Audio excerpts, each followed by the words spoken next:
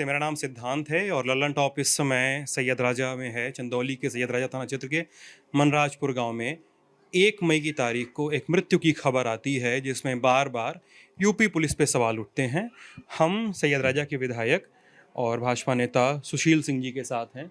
Lallan top पहले भी कई मौक़ों पर आपसे बातचीत कर चुका है और यहाँ पर हम सुशील जी से कुछ एक सवालों के जवाब जानने आए हैं, जहाँ पे कई बार जो मृत लड़की है, उनके परिजन, उनके घर के आसपास के लोग विधायक सुशील सिंह का नाम लेते हैं। सर, पहले तो बातचीत करने के लिए बहुत-बहुत शुक्रिया। हमें लगा कि ये सवाल हैं, बहुत सारी चीज़ें हैं, तो सारे पक्ष जानने सुनने चाहिए। 1 मई की घटना को जो हुआ मनराजपुर में, उसे बतौर विधायक और इस इलाके के पुराने बाशिंदे के तौर पे आप कैसे देखते हैं सर? घटना क्यों हुई, कैसे हुई, क्या विषय है, ये गांव के लोगों ने भी मुझे बताया। मैंने अपने समर्थकों द्वारा फ़ोन करके पता किया और पुलिस ने भी बताया।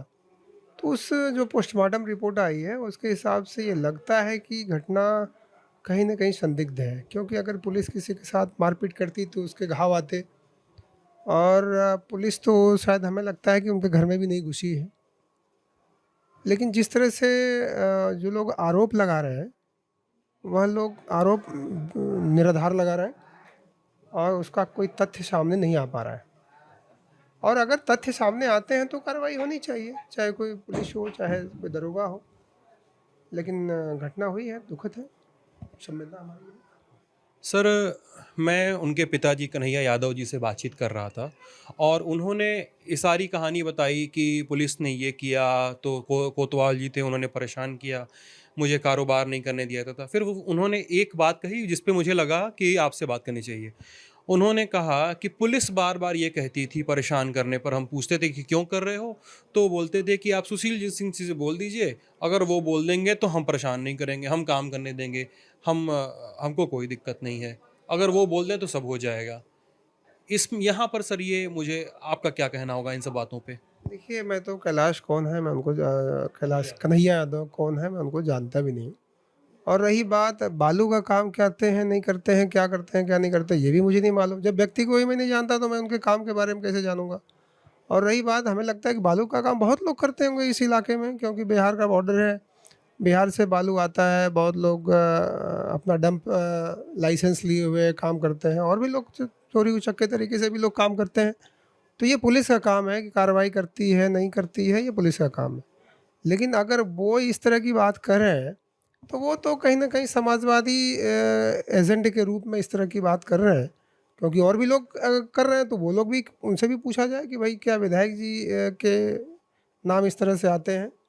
और पूरी तरह से विषय निराधार है और अपनी अपराध को, अपने गलत तथ्यों को, अपनी सारी चीज़ों को दूसरे तरीके से साबित करने के लिए लगे हुए हैं जो लोग भी हैं।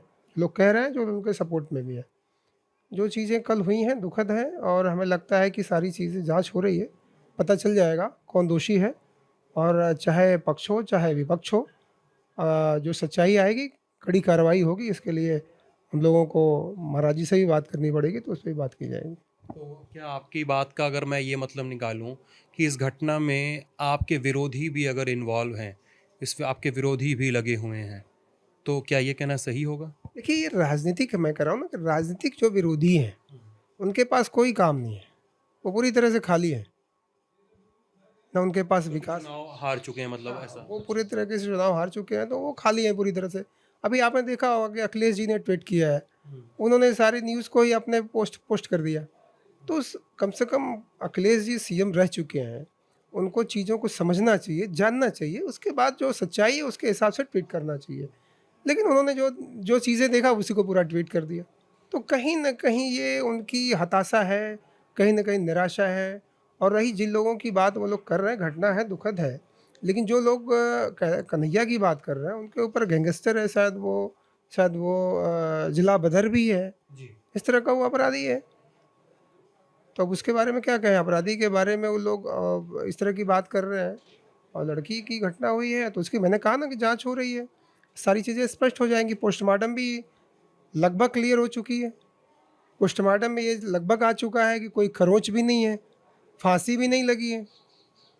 और जहाँ तक उस कई चीज़ें सामने आ रही हैं कि लड़की की शादी होने वाली थी और लड़की एक बार भाग भी चुकी थी। इस तरह की भी चीज़ें आ रही हैं। आप दी लल्लन टॉप देख रहे थे। बहुत बहुत शुक्रिया।